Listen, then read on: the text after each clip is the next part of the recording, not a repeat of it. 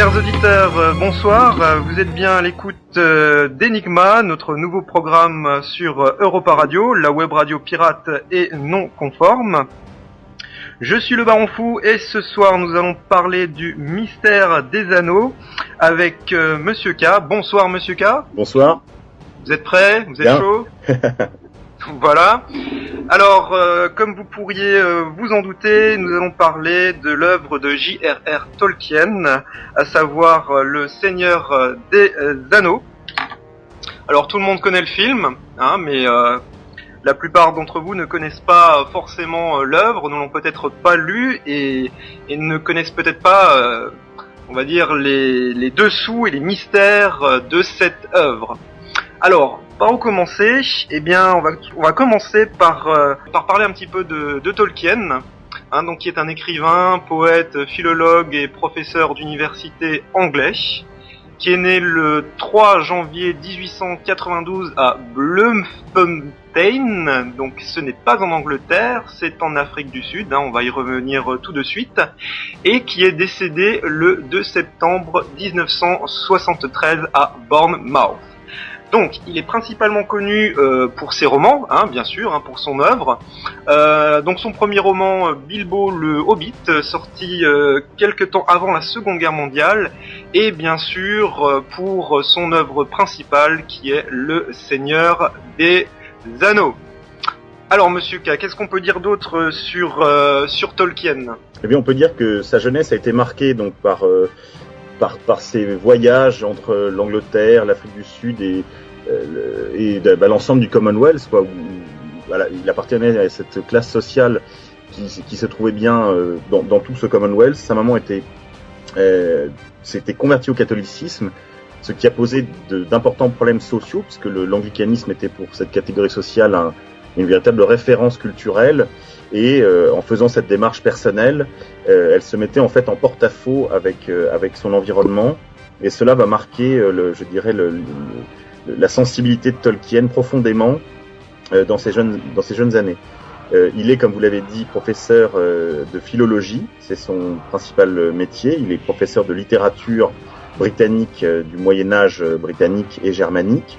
C'est un spécialiste des langues anciennes, et il va mettre tout son cœur dans la rédaction de son œuvre majeure, donc Le Seigneur des Anneaux, mais déjà dans Bilbo le Hobbit, tout le sérieux dont il est capable dans ses études universitaires, dans sa recherche universitaire, dans ses travaux philologiques, pour la création de cet univers qu'il va fonder en réalité sur la constitution de langues fictives, mais avec tout l'appareillage critique d'une authentique philologie universitaire. Donc, il va créer plusieurs langues, dont la langue elfique, bien sûr, et qui est donc les elfes sont une race très présente dans son œuvre, et sur la base de ces langues, il va ensuite faire des cartes, et sur la base de ces langues et de ces cartes, il va commencer à constituer une mythologie, des poésies, des chants, des légendes, qui vont progressivement donner chair à son univers, dans lequel il va ensuite mettre des personnages et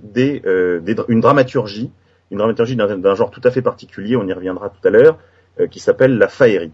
Donc en fait, il va commencer par jeter les fondations de son monde sur le plan linguistique, ce qui est quand même très très étonnant. C'est effectivement très très étonnant. Donc tout est parti de la création d'une langue, et ensuite de poèmes, et ensuite d'histoire, et ensuite du mythe, et ensuite du roman, quoi. C'est assez atypique, hein.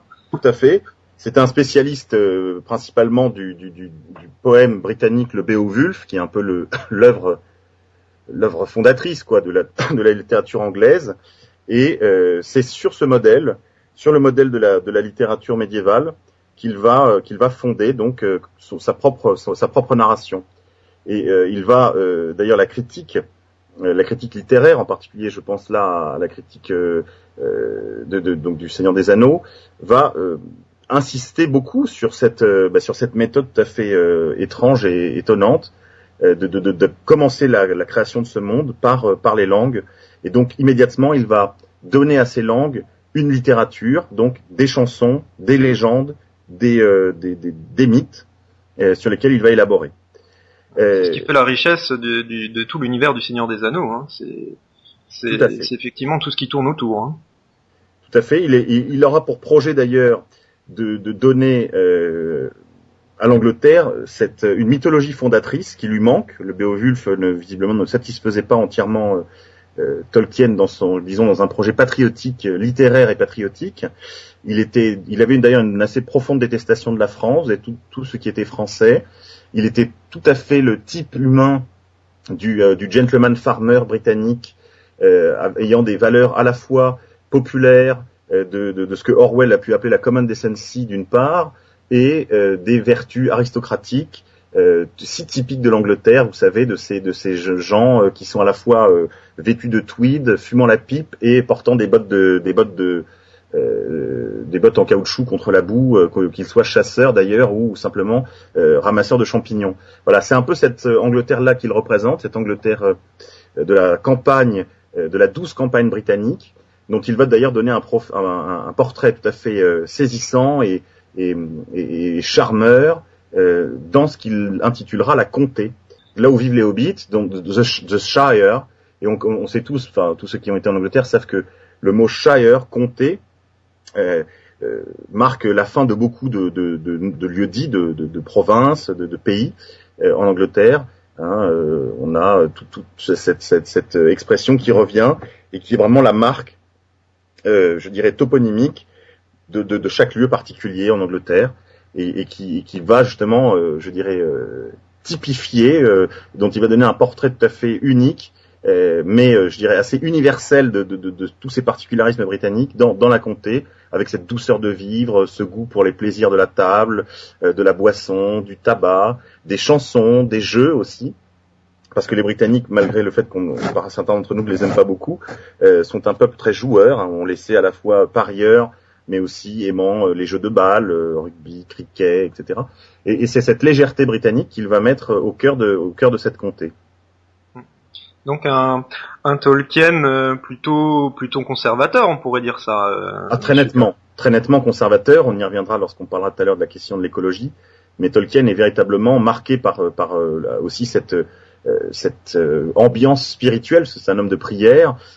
Cette ambiance spirituelle qu'il y a d'ailleurs aussi bien dans la haute église britannique d'Angleterre, dans la High Church, comme dans l'église catholique de l'époque, d'avant le Concile, qui était une église très marmoréenne, tout en marbre, en latin, en encens, en vêtements liturgiques, etc., qui va marquer son imagination et fertile d'ailleurs, et qui imprègne sa vision du monde, une vision du monde hiérarchique, avec un goût du sublime, mais aussi avec un attachement au plaisir de la vie, aux petites choses. Cette chose qui fait dire que les Britanniques prennent le plus grand soin des 4 mètres de jardin que chacun d'entre eux peut posséder. Voilà, un Anglais, vous lui donnez 1 mètre carré, il en fait immédiatement un jardin fleuri. Et voilà, c'est à la fois ce goût très paradoxal. Très, oui, c'est très étrange, mais c'est très britannique. Ce goût des petites choses et en même temps cette âme altière dont les Britanniques savent témoigner dans les moments tragiques de leur histoire. Alors, on parlait de ça, donc sa vision du monde. D'ailleurs, je suis en train de lire ce qu'il a écrit en 1943 à son fils, donc Christopher, parlant de ses opinions politiques. Alors, donc il écrit à son fils et donc il lui dit: mes opinions politiques penchent de plus en plus vers l'anarchie, entre parenthèses au sens philosophique, l'absence de contrôle, ou vers la monarchie non constitutionnelle. Et en 56, il explique ne pas être démocrate, uniquement parce que l'humilité et l'égalité sont des principes spirituels corrompus par la tentative de les mécaniser et de les formaliser. Très intéressant, les opinions politiques de Monsieur Tolkien. C'est très non conforme. C'est extraordinaire de voir la profondeur d'analyse déjà des institutions britanniques. Je pense immédiatement à un autre auteur qui avait le même genre je dirais, d'attitude, venant d'une toute autre partie de l'échiquier, d'ailleurs littéraire ou politique, qui est George Orwell, le philosophe français Jean-Claude Michéa, qui a beaucoup fait pour la connaissance en France des œuvres politiques d'Orwell, utilise cette expression de common decency pour parler de cet attachement britannique dont Orwell a été le témoin dans les couches populaires, mais pas seulement, dans l'ensemble de la nation britannique au moment de la Deuxième Guerre mondiale, particulièrement. Et il utilise une autre expression très intéressante pour se définir lui-même, Orwell, qui lui est un socialiste puisqu'il a combattu dans les rangs du POUM, le parti ouvrier d'union marxiste, qui était proche donc qui a combattu dans les rangs républicains en Espagne. Donc, vous voyez, du lourd. Tout à fait autre chose que Tolkien. Eh bien, ce garçon se définissait lui-même comme anarchiste Tory, c'est-à-dire anarchiste conservateur. Et on voit là à la fois le jeu littéraire sur les oppositions, mais qui en même temps rendent une synthèse tout à fait satisfaisante, c'est-à-dire le goût de la liberté d'une part, le goût de l'autonomie, et en même temps un respect pour ce qui est de la liberté, donc de la responsabilité, des hiérarchies, des institutions, je dirais aussi, qui ont été éprouvées par les âges. Et je ne suis pas surpris de ce dégoût qu'éprouvait Tolkien pour les institutions ou l'esprit, les tendances démocratiques. La figure d'Ernst Junger n'est pas loin du tout, hein, très très proche. Tout à fait. Il y a quelque chose de profondément révolutionnaire conservateur chez Orwell, pardon, et il y a une très grande proximité là. Enfin, je le remarque, je connaissais pas cette citation entre Tolkien et encore une fois, et Orwell. Mais il y a un événement très important dans la vie de Tolkien qui va profondément le marquer et qui va aussi avoir une traduction dans son œuvre littéraire. C'est la guerre de 14-18. Dans les tranchées voisinant donc avec tout ce peuple anglais mêlé dans les tranchées, il va observer justement cette décence commune, ce bon sens populaire, ces solidarités naturelles que témoignent les Tomies les uns envers les autres, cet héroïsme anonyme qui là aussi fait penser à Junger, en particulier à la guerre Notre-Mère, Orage d'acier, et il constate ces vertus qui sont à la fois abondantes et anonymes, et il va prendre toutes ces vertus et en faire des personnages types. Donc il va loger dans cette comté dont on parlait tout à l'heure, et ce seront les hobbits. C'est-à-dire ce sont des petits hommes, par la taille, dans le roman, comme les Anglais dans les tranchées étaient des hommes de peu, ils étaient des gens assez humbles, mais en dépit de l'humilité de leurs origines, ils étaient des gens extrêmement héroïques, capables de s'amuser de rien, riant, partageant le peu qu'ils avaient, ayant des goûts pareils que lui, pour les plaisirs de la table, du tabac, de la boisson, et voilà. Et c'est cette convivialité de la tranchée en fait qu'il va retranscrire avec cette veine héroïque dans les hobbits, qui sont à la fois des personnages tout à fait dérisoires et en même temps tout à fait étonnants. Oui, capable d'accomplir également de grandes choses et d'être capable de se montrer héroïque. Ouais, tout à fait. Hein. Là, on va peut-être passer à un autre chapitre de notre émission sur le mystère des anneaux. On va peut-être passer directement à une forme d'interprétation religieuse et mythologique de l'œuvre de Tolkien. Oui, tout à fait. Alors, je voudrais juste dire un petit mot sur la méthode de Tolkien. Il a créé un style littéraire qui s'appelle la faerie, qui a été par la suite, ces dernières années d'ailleurs, l'objet de nombreuses études, à la fois universitaires, mais aussi qui sont disponibles pour le grand public. On trouve des choses chez Ad Solem, par exemple, c'est chez l'éditeur Ad Solem, des études littéraires sur le style de la faerie. J'y reviendrai en conclusion sur cette création inédite et absolument extraordinaire de ce style littéraire. Ce qui est quand même une chose rarissime dans le genre humain, de réussir à créer un style littéraire.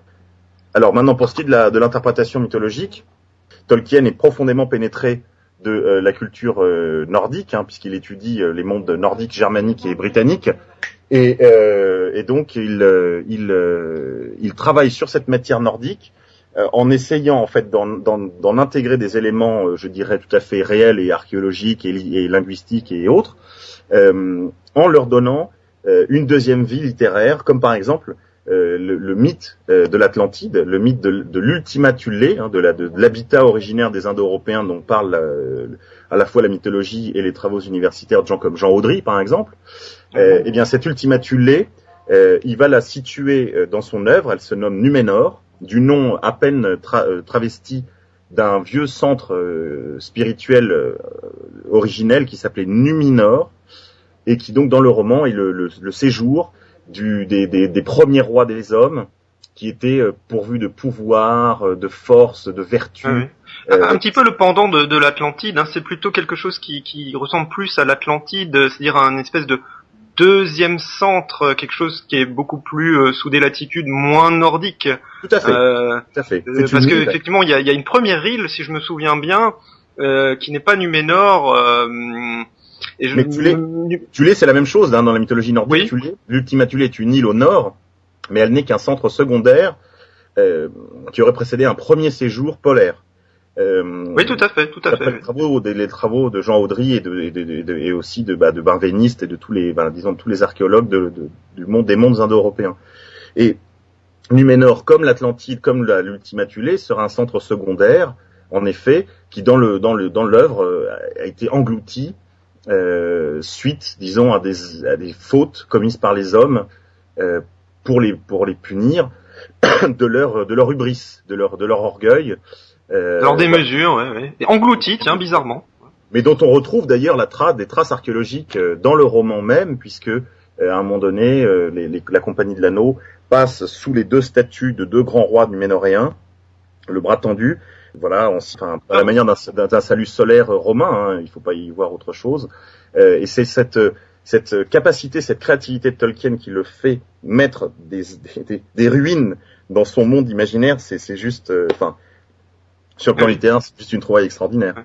Et les Gondoriens, ou comment on pourrait dire ça, le royaume du Gondor est lui-même descendant de ces Numénoréens. Tout à fait. Des descendants plus ou moins métissés. Oui, des rescapés. Que de la même manière qu'on sait à peu près aujourd'hui que certains habitants de l'Atlantide ont sans doute quitté leur île pour s'établir pour certains en Berbérie, d'autres... Oula, là on est dans un autre mythe, effectivement. D'autres sur les rivages mésoaméricains, Toltec et autres. Et puis sans doute quelques débris épars sur la côte atlantique du nord de l'Espagne, de la France, etc. Donc ça pourrait faire l'objet d'une émission là. Très bonne idée, Monsieur K. Émission sur l'Atlantide. Bah tiens, voilà. Ouais. Voyons. Donc voilà, ça c'est vraiment l'interprétation. Enfin, il y a une richesse mythologique très très abondante dans le Seigneur des Anneaux. Par exemple, la figure de Gandalf renvoie immédiatement par sa connaissance de la magie, des secrets du feu, etc. Ça renvoie bien sûr à des contenus de la mythologie nordique, mais pas sentlement, gréco-latine aussi. Les nains eux-mêmes sont des sortes de serviteurs de Vulcain, en un sens, puisqu'ils habitent dans l'intérieur dans les antres de la terre, comme Vulcain. Ils consacrent leur vie au travail des métaux. Il y a toutes sortes de choses qu'on retrouve d'ailleurs dans la mythologie nordique qui sont simplement transposées dans le Seigneur des Anneaux. Il y a, cette figure odinique de Gandalf, mais pas seulement. Il y a tous ces animaux fantastiques, comme le cheval qu'il chevauche, le cheval blanc, qui renvoie sans doute au cheval d'Odin également. Tous ces oiseaux magiques. Et on sait qu'il y a un aigle qui vient seconder Gandalf à sa demande, les grands aigles, qui font penser évidemment aux deux corbeaux aussi d'Odin. Enfin voilà, il y a plein de choses qui sont à peine travesties et qui sont réemployées comme matière en fait, de la fiction tolkienienne. Très prégnant, cette mythologie païenne une fois encore dans l'œuvre de Tolkien. Mais par contre, il y a les bois sacrés dans lesquels habitent les elfes. Il y a mille choses. Les elfes eux-mêmes. Et aujourd'hui, il reste encore des zones dans le monde, comme dans le monde nordique, comme par exemple les îles Féroé, où il y a le royaume des elfes, où il est d'ailleurs tabou de se rendre et même dangereux de s'y rendre. Il y a des forêts profondes en Suède qu'on dit habiter d'êtres féeriques. Jacques Brosse, le spécialiste des arbres, de la mythologie des arbres, il y a un très beau livre de lui où on peut se procurer, où il y a un chapitre sur les êtres féeriques et sur leur retrait, sur le retrait vers le nord des êtres féeriques devant l'avancée de la technique, devant l'avancée de la civilisation humaine, qui est immédiatement reliable évidemment à toute cette mythologie tolkienienne et avec ce contenu, je dirais, païen, qui habite cette œuvre. Mais pourtant, Tolkien était profondément chrétien. Comment tu peux expliquer ça Ah oui, alors tout à fait. Tolkien était vraiment profondément catholique. D'ailleurs, il faisait son œuvre est profondément chrétienne également. Pas sur le sujet. Il n'y a pas de sujet vraiment religieux au sens où il fait pas un roman comme Bernanos sur les prêtres, la Vierge Marie ou des choses de ce genre. Il ne prend pas des sujets religieux. En revanche, il a vraiment informé les enjeux moraux de ses œuvres, de son œuvre, autour d'une morale chrétienne, en particulier de respect des petits, de conscience du caractère sacré de la vie, du caractère aussi, comment dirais-je, il y a une profonde humilité aussi qui est promue dans certains personnages comme les hobbies, qui sont des êtres médiocres entre guillemets, enfin qui n'ont rien d'extraordinaire. Enfin, je veux dire, ils n'ont pas la puissance des elfes, ils n'ont pas la sagesse des Mayas, ils n'ont pas les Mayars, ce sont les personnages du rang de Gandalf. Ils n'ont pas la ruse de gens comme Saruman, ils n'ont pas la brutalité des orques, mais c'est quand même à un hobbit qui est confié le sort du monde. Et là, il y a véritablement quelque chose de très chrétien, c'est-à-dire que c'est dans la liturgie, on trouve cela, c'est-à-dire que c'est dans une mangeoire que le sauveur du monde s'est incarné, donc il y a une sorte d'humiliation du divin dans les êtres les plus petits, les plus fragiles, qui en même temps portent le destin du monde. Et ça, Tolkien en a profondément marqué son œuvre, mais il n'y a pas que ça. Il y a des dialogues, toute une série de remarques que font les personnages et qui témoignent de cette morale chrétienne qui insuffle toute l'œuvre. Comme par exemple, lorsque Gandalf dit « Qui brise quelque chose pour découvrir ce que c'est, a quitté la voie de la sagesse ». On voit bien là qu'il n'y a pas d'hubris, il y a un rejet de l'orgueil, il y a un rejet d'une certaine violence inutile aussi.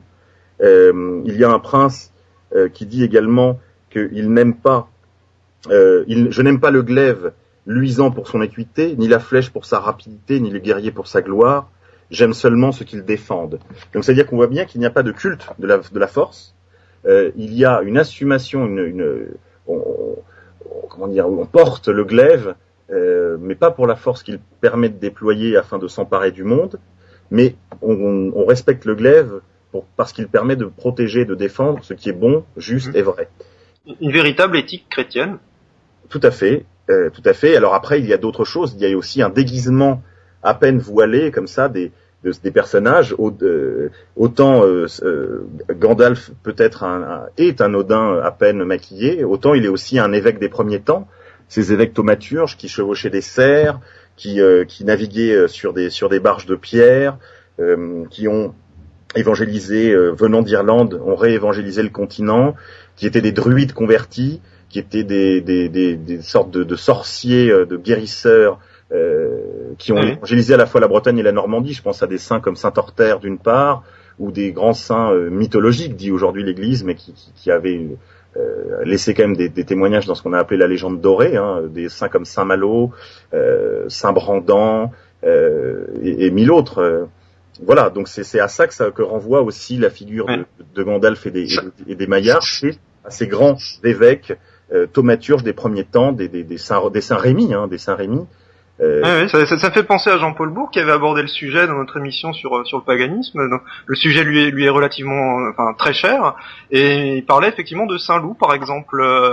Pas l'écrivain, bien sûr, mais donc le premier évêque des Francs, il y en des a Gaulois. Un auquel je pense, l'évêque de Senlis, Saint Rieul, qui est toujours accompagné d'un cerf qu'il chevauchait. Il y a évidemment Saint. Oui, on est très loin des papes du monde moderne. Là, on est très très loin de ce monde chrétien actuel. Il y a également, je pense à des saints qui contrôlaient, qui dominaient les animaux, comme Saint Élie, qui a dompté un ours, ou Saint François d'Assise qui a repoussé les incursions d'un loup dans la ville de Gubbio en Italie.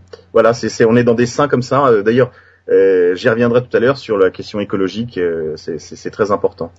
Alors, Monsieur K, on était arrivé par conclure, donc sur l'interprétation chrétienne et païenne de l'œuvre de Tolkien. Juste un mot encore, et qui va nous conduire à la suite. D'abord, tout à l'heure, les auditeurs auront corrigé, mais quand j'ai parlé de style littéraire, il s'agit plutôt d'un genre littéraire.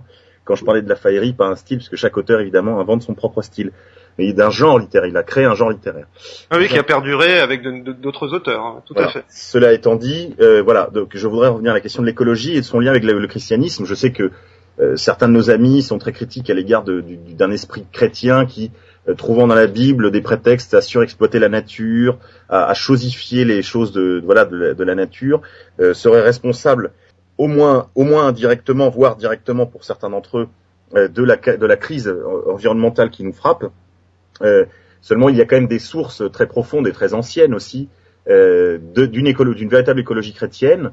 Le pape Jean-Paul II, d'ailleurs, lui-même avait remis à l'honneur cette écologie chrétienne des origines, qui par exemple, a conduit certains critiques littéraires de Tolkien à faire un parallèle très très saisissant entre Saint-Éphrem le Syriaque et le style littéraire de Tolkien, la manière dont il aborde la question environnementale, la question écologique, la question de la nature, la manière dont il l'a fait figurer dans son œuvre, cette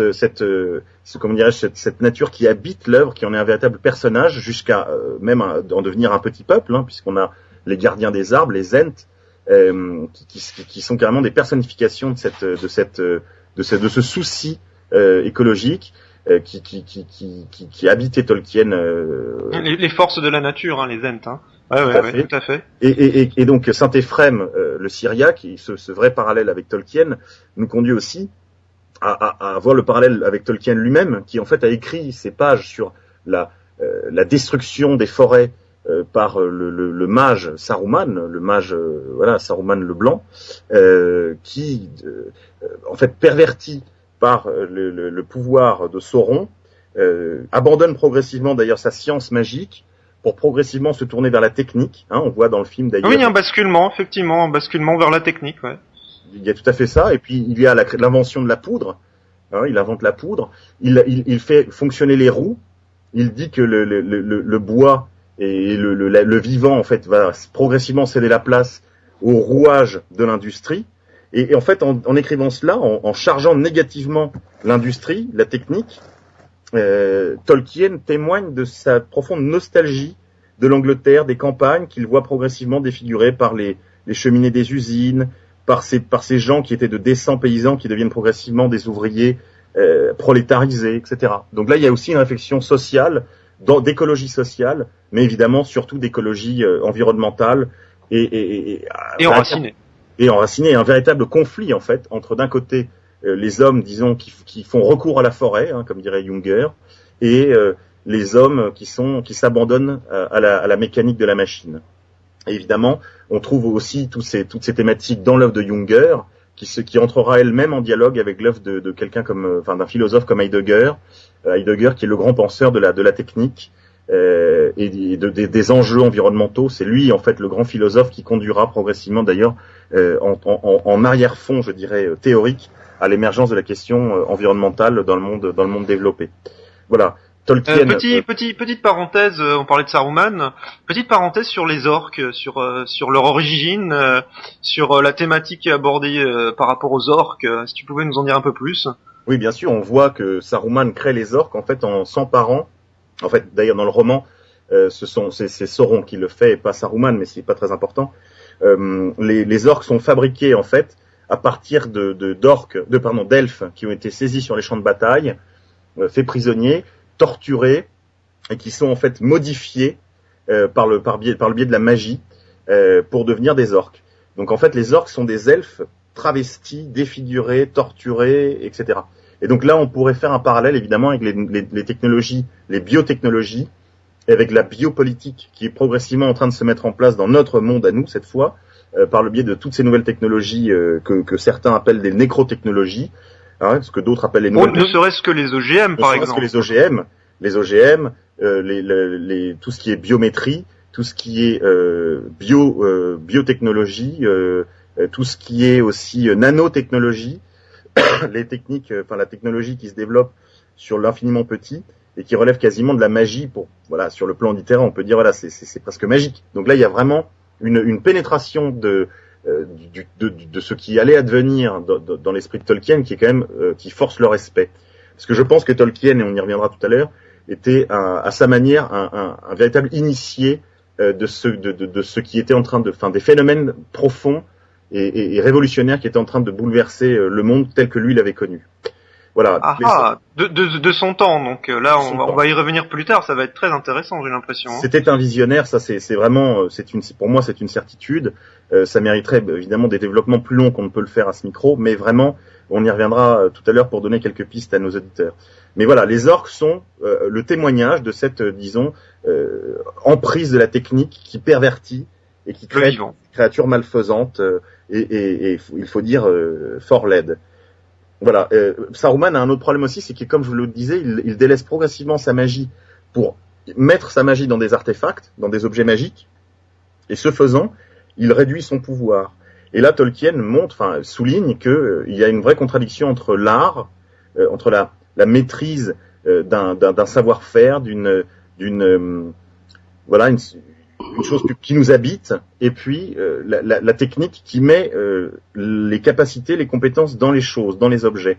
Et on passe progressivement du gouvernement des hommes, par là même, à l'administration des choses. Il y a une chosification du monde progressive à l'œuvre dans l'univers de Saruman. Il se déprend de son pouvoir magique pour créer des objets de pouvoir. Et ça, Tolkien se montre très critique à l'égard de cette démarche.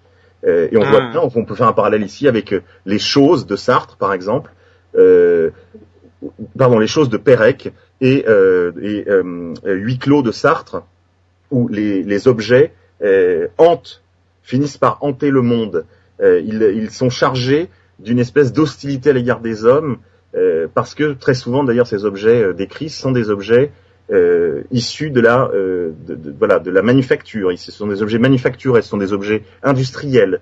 L'objet industriel se charge en fait des douleurs des prolétaires qui les fabriquent à la chaîne. C'est ce que raconte très bellement aussi Robert Linhart dans L'Établi, un magnifique roman sur l'industrie automobile. Voilà. Donc il y a vraiment une réflexion sur les objets, sur les choses, sur la technique, sur l'industrie, qui est très profonde et qui échappe évidemment à une lecture superficielle de Tolkien. Très intéressante cette thématique sur l'être et l'avoir, finalement, qui est vraiment au centre des soucis et des problèmes de notre société contemporaine. Totalement. Et là encore, Tolkien a été un véritable visionnaire. Et puis alors, il a été aussi un écologiste avant l'heure, parce que dans son œuvre, on voit qu'il y a un très grand souci d'être de quelque part. Par exemple, les hobbits témoignent en permanence de leur profonde nostalgie d'avoir quitté la contrée, qui n'est pas la plus belle des contrées, qui n'est pas la plus extraordinaire des contrées, qui n'est pas la plus riche, qui n'est pas non plus la plus caractérielle, etc. Mais qui, tout à sa moyenneté, si vous voulez, est pleine de charme, et de toute façon, ils s'en foutent bien parce que c'est la leur, c'est tout. Et là, on arrive à une logique d'enracinement. Il y a quelque chose d'Ulysse, qui a quitté Ithaque et qui veut y revenir, pour faire le chemin de lui-même, de lui à lui-même, si vous voulez, passe par tout le monde. Il passe par la forêt habitée par les elfes, il passe par la Moria, anciennement Khazad-dûm, il passe par le Mordor, il passe par le Gondor, voilà. Mais le chemin, c'est toujours un chemin vers la maison. Et il y a vraiment c'est exactement ça, ouais. C'est découvrir les autres pour finalement se découvrir soi-même. Tout à fait. Et donc il y a une apologie du voyage. Il y a une vraie apologie du voyage chez Tolkien. Il y a un goût du voyage, mais le voyage c'est toujours n'est possible que à condition d'avoir une maison bien à soi. Voilà. Et ça c'est une chose très importante dans l'œuvre de Tolkien, la maison, les arts domestiques, les arts de la table, et cette douceur de vivre dont je parlais au début de l'émission, et cet enracinement, cet attachement viscéral à la terre de chacun d'entre eux. D'ailleurs, par exemple, les Rohirrim sont de fervents patriotes, même des patriotes très jaloux, qui voient des étrangers circulant sur leur terre et qui immédiatement se montrent vindicatifs pour savoir qui ils sont, etc. Il y a une jalousie patriotique qui en tout cas a toute ma faveur. C'est la patrie charnelle. C'est le thème de la patrie charnelle, donc qu'on pourrait pas trop traduire comme ça en français. Le terme le plus exact, on pourrait dire Heimat. Heimat en allemand. Tout à fait. Les germanisants. Là où il y a la maison en fait. C'est le foyer. C'est le foyer. Heim, la maison. Ouais, tout à fait. La Heimat, c'est le foyer, mais alors pas au niveau familial, mais au niveau provincial, si vous voulez. La patrie charnelle. Voilà, tout à fait. Alors, et ensuite, il y a évidemment la question de l'identité, puisqu'on a quand même un monde en conflit. C'est le conflit, c'est la guerre des mondes, la guerre de plusieurs mondes qui se font face. Et il y a dans cette logique d'ailleurs des critères ethniques. Et Tolkien était un linguiste. C'était donc un penseur de l'ethnie, puisque la langue est un des grands critères de l'ethnologie, de l'ethnographie. Et donc il y a une logique ethnique, identitaire dans l'œuvre de Tolkien qui est très très marquée. Les nains, par exemple, sont une race différente, très jalouse, elle aussi. Les elfes sont une race différente, très fière, et le mariage est possible entre les elfes et les hommes, mais il est quand même l'exception. C'est la belle histoire d'amour entre le roi du Gondor, enfin le roi perdu du Gondor, et la belle elfe Arwen. Voilà. Oui, quoique le roi perdu du Gondor, il a un peu de sang elfique, si je me souviens bien, dans ses veines aussi. Hein. Oui, parce que tous les Numénoréens en fait sont des descendants des hommes et des elfes. Oui, tout à fait. Mais quand même, cette question du mariage entre un homme et une femme de deux mondes différents inquiète profondément, par exemple, le roi des elfes, qui ne veut pas voir partir sa fille avec un humain et la voir perdre son immortalité. Donc il y a quand même chez Tolkien un souci en fait du quant à soi. C'est de l'ordre du monde, tout simplement. C'est sans haine, mais voilà, il y a une conscience en fait très pragmatique de la différence des choses. Il n'y a pas de promiscuité chez Tolkien. Il n'y a pas de promiscuité, et il y a en revanche un véritable goût aussi pour la diversité du monde, la diversité humaine et des différentes races qui peuplent ce monde. Il y a aussi chez Tolkien une profonde logique géopolitique. Tolkien a baptisé son œuvre les Terres du Milieu. Enfin, le Seigneur des Anneaux se passe dans les Terres du Milieu. Les Terres du Milieu, c'est véritablement, on peut le traduire en anglais, le Heartland. C'est l'empire du milieu en un sens. Pas cette fois-ci pas la Chine, mais l'ensemble en fait eurasiatique constitue pour notre monde les terres du milieu. C'est celui qui dominera le Heartland qui sera le maître du monde. Voilà. Et ça évidemment c'est la leçon de Carlos Hofer, le grand géopoliticien allemand, et qui marque. Je ne sais pas. Alors là je peux pas. Je m'avance un peu. Je ne sais pas si Tolkien l'a lu. Mais en tout cas, Tolkien a redécouvert les grands principes de la géopolitique, puisque son ouvrage est aussi un ouvrage de guerre. Il y a de nombreuses guerres dans le passé et dans l'action présente au moment de l'action du Seigneur des Anneaux, de la Compagnie de l'Anneau. Mais voilà, il y a des conflits et il y a des questions de géopolitique très sérieuses. Par exemple, des questions d'alliance entre le Gondor, le royaume des hommes du Nord, et les Rohirrim, qui eux se sont sentis trahis, qui pensent que la vieille alliance est perdue, qui était une alliance aussi contractée avec les elfes. Et tout l'enjeu, à un moment donné, dans cette action, c'est les elfes viendront-ils ou non au secours des royaumes humains. Le Gondor viendra-t-il ou non au secours des Rohirrim assiégés. Voilà. Donc il y a des enjeux de géopolitique, et lire Tolkien, c'est une initiation pour les petits, si on peut dire, parce que ça peut se lire très jeune, à ces enjeux à la fois de l'écologie, de l'enracinement et de l'identité, mais aussi des conflits et donc d'une certaine géopolitique. Très intéressant. Monsieur K. On va basculer sur un autre sujet, donc de l'œuvre de Tolkien, sur le pouvoir et la cupidité, donc sur pouvoir et corruption, parce que c'est un thème qui est quand même très prégnant dans le film, avec des archétypes, comme Gollum par exemple, comme Boromir. Ou alors encore comme Isildur. Qu'est-ce que tu peux nous en dire de cette thématique par rapport au pouvoir? Eh bien, il y a la figure de Sauron, qui recouvre de son œil les terres du milieu. Tout à fait. Alors la première chose, c'est que c'est une chose qui revient. Il y a plusieurs personnages en fait dans l'œuvre de Tolkien qui, lorsqu'ils accèdent au pouvoir, commencent à se corrompre. En fait, je crois que Tolkien était convaincu de l'adage britannique qui dit que le pouvoir corrompt et que le pouvoir absolu corrompt absolument. Par là, d'ailleurs, il témoigne de cette fibre anarchiste dont nous parlions au début d'émission. Ouais, Proudhon n'est pas loin. Tout à fait. Et il y a une dose de fédéralisme aussi, je trouve, dans cette œuvre. En un sens, parce que les peuples humains sont fédérés. Oui, on sent que c'est un monde de liberté quand même, qu'il y a une très grande autonomie qui règne. C'est pas un roman très social-démocrate, faut dire. Oui, c'est du local, du local anarchisme ou de l'anarchisme de droite, quoi. Il y a pas beaucoup de passages sur la sécurité sociale des elfes, par exemple. C'est pas, oui, ouais. Donc voilà, mais donc oui, il y a une logique. Plusieurs personnages sont corrompus. Par exemple, le premier de tous qui vient immédiatement à l'esprit, c'est Sauron. Mais il y a aussi Isildur, parce qu'il coupe les doigts de Sauron lors de cette bataille. Il s'empare de l'anneau et l'anneau en fait le corrompt jusqu'à ce que il meure sous les coups de ses ennemis, que l'anneau soit perdu. Puis Gollum s'en empare et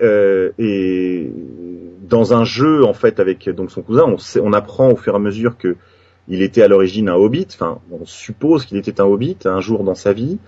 Qu'il était avec son frère, je crois, ou un cousin, je ne sais plus. Son frère, me semble. Son frère, c'est ça. Et que En gros, le frère voudrait également partager l'anneau, quoi. Et en fait, Gollum immédiatement en fait, est complètement saisi en fait par le pouvoir de l'anneau et ne veut pas le céder et donc est conduit à un meurtre fondateur.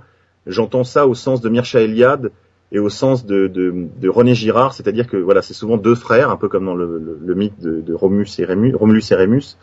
Mais c'est pas un cas unique, hein. Dans beaucoup de mythologies dans le monde, on a ce schéma de deux frères avec un crime originel, comme dans Abel et Caïn aussi, hein, dans la Bible. Souvent des frères jumeaux d'ailleurs. Qui est quelque chose de fondateur dans ce crime originel. Et c'est Tolkien évidemment ne fait pas ça par hasard. C'est un grand connaisseur de la mythologie et des schèmes narratifs chrétiens aussi.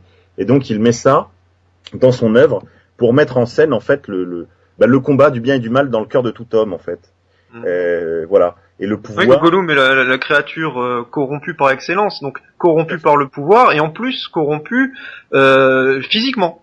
Corrompu, voilà, jusque dans sa nature profonde. Voilà. C'est-à-dire qu'il est vraiment dégradé par le pouvoir de l'anneau. Et puis après que l'anneau ait été perdu par Gollum, il est récupéré par Bilbo, confié à son neveu. Son neveu se le voit jalousé par Boromir, qui lui voudrait s'en emparer pour mettre un terme à la guerre. Et là, on voit toute l'astuce, le génie même de Tolkien, de mettre en scène un personnage qui est mu par de bons sentiments, mais qui croit à la possibilité d'user de mauvais moyens pour une fin juste. Et là, tous les moyens sont bons, ouais, c'est un peu la thématique. Hein. Tous les moyens sont bons. Tolkien pose la question de la fin et des moyens. Il pose la question, est-ce que la fin justifie les moyens? Boromir répond oui. Il tente de s'emparer de l'anneau de force et il rompt la communion de la communauté de l'anneau. Voilà. Donc là, il y a une vraie réflexion, oui, dans l'œuvre de Tolkien sur le pouvoir, sur la cupidité. Alors certains ont interprété l'anneau comme étant peut-être la bombe atomique, comme étant peut-être ceci, peut-être cela. C'est pas du tout. Je dis pas que Tolkien n'a pas pensé à tout ça, mais je crois que c'est pas du tout le important. Ce que Tolkien a voulu mettre comme message, c'est un message plus universel, plus profond, de portée plus générale sur voilà la cupidité et le goût du pouvoir, l'attrait du pouvoir et ses effets sur ceux qui se lancent dans cette carrière. Voilà. C'est un roman profondément éthique. Hein. Il y a une profonde réflexion éthique dans le roman de Tolkien. Oui, éthique qui contrebalance donc la corruption du pouvoir. Tout à fait. Il y a un moyen effectivement pour Tolkien de contrebalancer tout ça et il y a une solution pour lui. Hein. Donc, mais quelle est cette éthique justement? On pourrait peut-être développer un petit peu. Chez Tolkien, en fait, c'est une éthique héroïque. On peut dire que voilà, profondément, l'œuvre de Tolkien est traversée par cette éthique héroïque, qui est pas forcément une éthique des grands gestes, des grands mots, de mouvements spectaculaires, encore qu'il sait très bien mettre en scène ces choses extraordinaires, ces choses féeriques, ces catastrophes. Catastrophe, ça veut dire ce qui finit bien, en mettant en scène d'immenses créatures face à des êtres plus faibles, plus fragiles, etc. À plusieurs reprises aussi. Hein. C'est Gandalf contre le Balrog. C'est la fille de Théoden face au sorcier noir. C'est encore une fois, et c'est Frodo face à l'anneau. Ce qui est quand même le plus gros péril de tout le roman, c'est quand même un objet inanimé, ce qui est quand même une trouvaille aussi extraordinaire sur le plan narratif. Voilà, donc il y a une logique héroïque et je dirais de la prudence au sens de la théologie de saint Thomas d'Aquin, c'est-à-dire il y a un moment donné la prudence, c'est parfois de se jeter à corps perdu dans la mêlée. Il y a quelque chose de profondément en fait téméraire, il y a quelque chose parce que ce que met en lumière Tolkien, c'est l'élan du cœur qui a quelque chose de salvateur, quoi. Il y a un ressort comme ça tragique, désespéré, mais qui, lorsque les choses sont faites avec cette espèce d'harmonie qui traverse toute l'œuvre, quand tu le fais au bon moment, au bon endroit, avec la bonne personne, eh bien, aucune situation n'est désespérée. Et là aussi, on voit qu'il y a une éthique profondément optimiste, en réalité, chez Tolkien, c'est-à-dire que, à condition d'être créatif, d'être persévérant, d'être patient, hein, on voit la patience par exemple des deux hobbits dans le Mordor, eh bien il n'y a aucune situation désespérée. Et ça devrait être aussi une leçon pour nous tous dans la situation qui est celle de notre pays. Voilà. C'est un peu ça l'éthos qui traverse l'œuvre de Tolkien. Il y a aussi une logique qui touche à toute cette œuvre, qui est la loi de correspondance. Hein, la loi de correspondance, ce qui est en haut correspond à ce qui est en bas, une véritable loi d'interdépendance d'un tout, hein, ce que les anciens nordiques appelaient le weird, la toile du weird, c'est-à-dire que si on fait frémir la toile en un endroit, tous ceux qui sont connectés à la toile du weird le ressentent. C'est un peu comme dans Star Wars, la force, hein, dans les premiers Star Wars, hein, les seuls existants réellement. Voilà, il y a cette logique du weird, de l'interdépendance de toute chose. C'est pour ça que Gandalf dit à un moment donné à Frodo, quand ils sont dans la Moria, hein, dans l'ancien Khazad-dûm, dans le film en tout cas, on voit cette scène assez bien reproduite, mais elle est dans le livre également. Mais je crois que ça se passe ailleurs. Hein. Cette scène se passe ailleurs dans le roman. Il demande à Frodo. Frodo dit, mon oncle aurait dû le tuer parce qu'il c'est une créature misérable et mon oncle aurait fait un acte bon, enfin en gros de le soulager de sa misère. Et là, Gandalf, dans sa profonde sagesse, lui dit qu'il aurait fait une profonde erreur et que ce n'est pas qu'il ni lui ni son oncle ne sont en mesure de décider de qui doit vivre et qui doit mourir. Et ça, c'est une profonde leçon d'humilité. C'est que d'une certaine manière, comme le disaient les anciens proverbes populaires, diable porte pierre, et on peut dire, sans dévoiler la fin pour ceux qui n'auraient pas encore lu le livre, que Gollum, malgré sa misère, joue un rôle central dans le dénouement de cette ensemble tragique. Voilà. Ah oui, oui. La notion de destinée de individuelle, et puis le fait que chacun a une place et chacun a un rôle à jouer dans le destin du monde. Hein. Si humble soit-il, chacun a une place et qui est une place éminente. On peut pas hiérarchiser les places. Ça veut pas dire qu'on est tous égaux au sens de la modernité droit de l'homesque, mais ça veut dire que il y a un ordre profond et qu'on ne peut pas, et que ce serait un acte vraiment profondément orgueilleux de se hisser au-dessus des autres existences. Il y a quelque chose comme un tout, quelque chose d'holistique, une logique holistique, comme disent les sciences sociales, au sens du tout. Il y a un tout qui nous englobe et on est rien du tout dans le tout. Donc attention à ne pas jouer les Übermensch, quoi. Exact. Et puis alors il y a la logique des malédictions aussi qui est importante. Il y a des malédictions générationnelles, des malédictions héréditaires comme la malédiction d'Isildur, la malédiction des Silmarils qui va affecter l'ensemble du peuple elfe. Voilà. Et ces malédictions, il faut les dénouer. Mais bon, après ça, c'est dans l'éthique, enfin dans la vie de chacun, c'est à chacun de trouver les ressorts pour dénouer ces malédictions générationnelles, mais qui sont présentes dans le roman. Et ça, c'est une chose qui, à mon avis, est assez intéressante. Voilà. C'est que l'œuvre de Tolkien n'est pas seulement habitée de mystères, elle est aussi traversée de légendes, de chants, de dits, comme je vous l'ai dit, mais de mythes aussi, de mythes à l'intérieur de l'œuvre. Et d'entre eux, un des plus importants, me semble-t-il, c'est le mythe du roi perdu. Voilà, le mythe du roi perdu, ce que j'appelle moi le mythe du roi aux abords du royaume, pour l'un, et le mythe du roi perdu, alors, pour l'autre. Dans un cas, évidemment, le roi perdu, c'est Théoden, hein, qui est vivant, mais qui est vivant comme s'il était mort, possédé qu'il est par le pouvoir de Grima, langue de serpent, agent de Saruman, et qu'il s'agit de libérer. Et là, on assiste véritablement dans le film, d'ailleurs comme dans le roman, à un exorcisme à l'ancienne. Hein, c'est vraiment le grand exorcisme de Léon XIII, avec Froufrou et Falbala. Voilà. Et ça, c'est quand même très très étonnant d'en trouver ça dans un roman populaire avec un tel succès. D'où de l'adresse, encore une fois, de Tolkien, de mettre des choses quand même inédites et tout à fait étonnantes dans ses trucs, enfin dans ses romans. Et puis alors le roi caché, tu disais, ça fait également référence à Barberousse, hein. Oui, tout à fait. Le roi perdu. Ce double thème du roi perdu, à la fois Théoden et Aragorn. Bon, il y a toute une réflexion sur le pouvoir autour de Théoden, mais qui nous emmènerait trop loin. Qui est pas très importante, mais chacun pourra comprendre en ayant les clés. Et puis alors il y a le mythe du roi perdu. Ça renvoie évidemment au mythe du roi caché, oui, de l'Antiquité. Le roi du monde, peut-être, non? Du Moyen Âge, oui, je suis sûr qu'il y a quelque chose de cet ordre. Explique en quelques mots à nos auditeurs le mythe du roi du monde. Oh, je pense que ça pourrait faire l'objet d'une émission complète. Hein. Ah oui, effectivement, hein, ouais. Ce serait peut-être un petit peu trop compliqué à expliquer comme ça en quelques mots, ouais. mais. Je crois que le temps nous est compté. Alors oui, exact.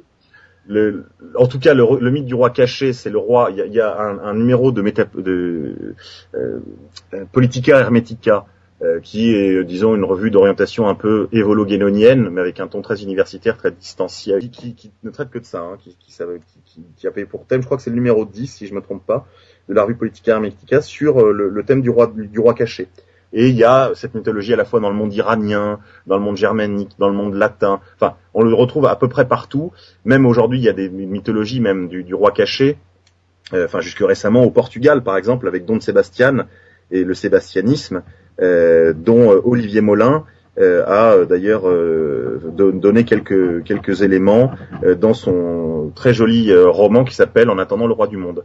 D'accord. Voilà, mais l'interprétation de ce mythe, l'interprétation concrète.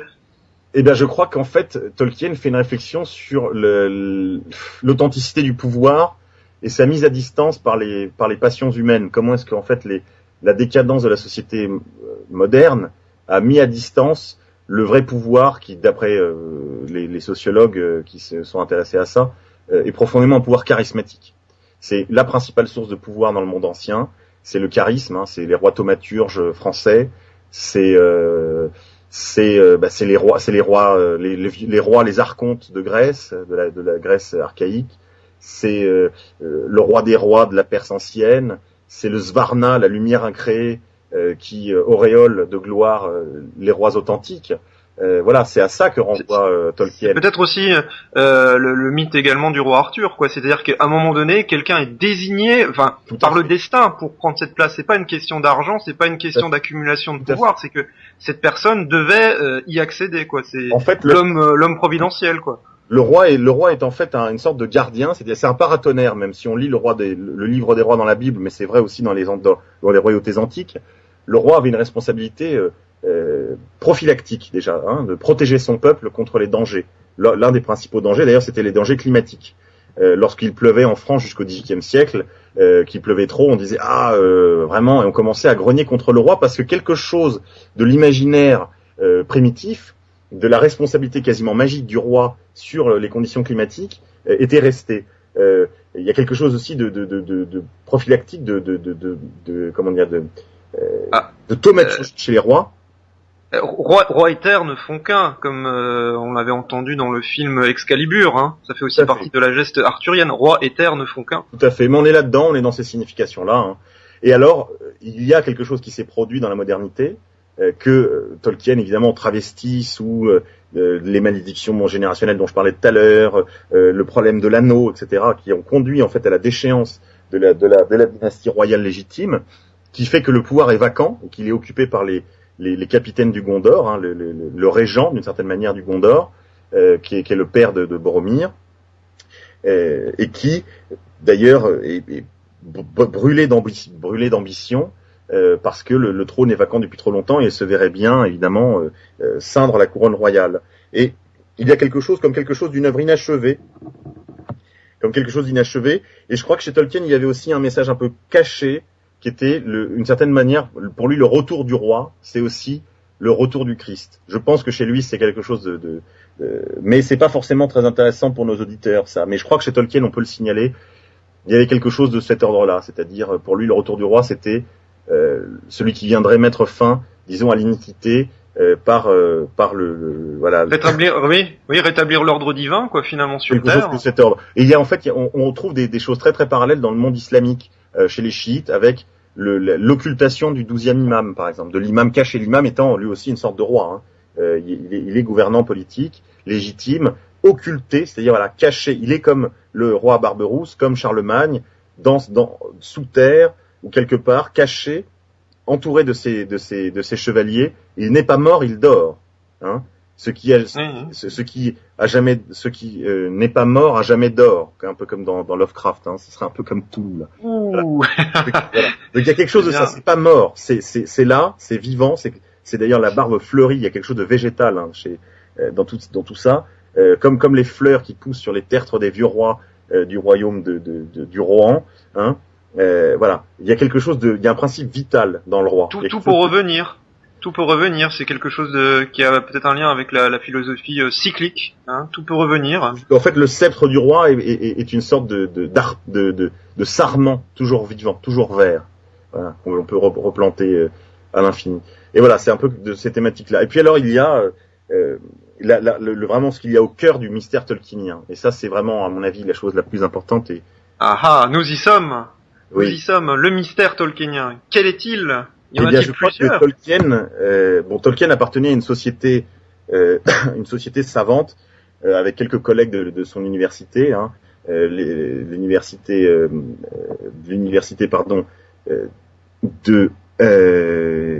ça y est, ça m'échappe.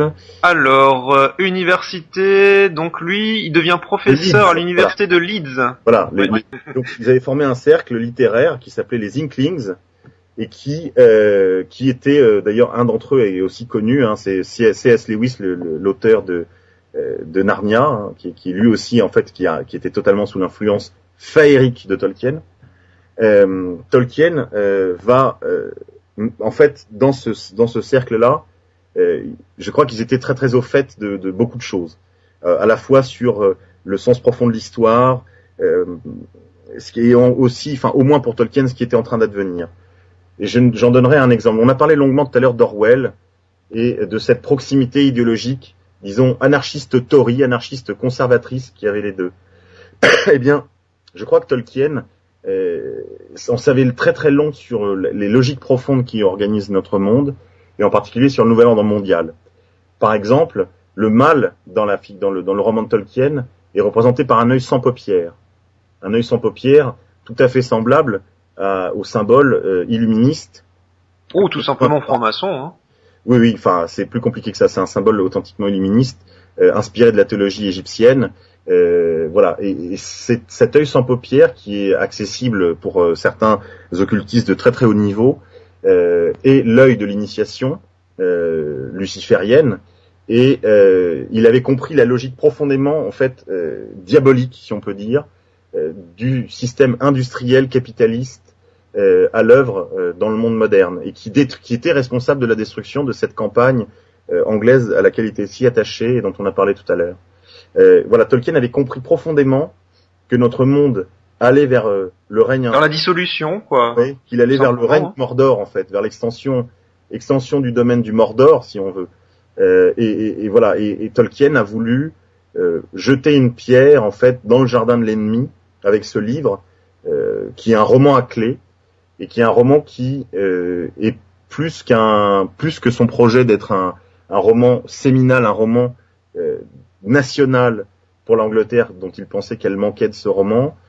C'est un roman plutôt pour le futur, pour l'avenir. C'est un roman qui fournit des clés d'interprétation à la fois écologique, on l'a dit, morale, héroïque, pour le siècle de fer qui s'ouvre plus que jamais devant nous. Voilà, donc un roman qui s'est basé sur des mythes et qui est devenu mythe lui-même. Hein. Voilà, eh bien Monsieur K, je pense qu'on a abordé le sujet donc de Tolkien et du Seigneur des Anneaux de fond en comble. Non, je crois pas. Est-ce que tu voulais ajouter encore quelque chose? Oui, juste deux mots. Tolkien a eu également une très profonde postérité, puisqu'il a créé le style du médiéval fantastique, encore que il en soit lui-même, il l'a créé, mais il n'est pas classable dedans, hein, puisqu'il le surplombe. Il y a également tous les jeux de rôle, hein, je pense à JRTM, le jeu de rôle des Terres du Milieu, les figurines Mithril, pour les fanats de figurines en plomb, qui étaient de très très belles figurines. Il y a évidemment tous les jeux vidéo, le film, bien sûr, le film Peter Jackson. De Peter Jackson, qui est une vraie réussite. Et puis 10 heures de suite en version longue, les amis. Hein. Voilà, pour ceux qui ne connaîtraient pas, et puis ceux qui n'ont pas vu la version longue comme moi. Et puis enfin, il y a une postérité très actuelle, comme le Trône de Fer. Pour ceux qui sont en manque d'aventures de ce type, eh bien, je recommande très chaleureusement le Trône de Fer de R.R. Martin. Voilà. Et donc enchantez votre monde. Voilà la conclusion qu'on peut vous donner. Voilà, chers auditeurs, chers amis, nous allons prendre congé. On vous donne rendez-vous à une prochaine émission de Enigma. Moi je vous dis hissez le drapeau noir et passez à l'abordage. Zenga Zenga. Et n'oubliez pas, les racines profondes ne gèlent pas.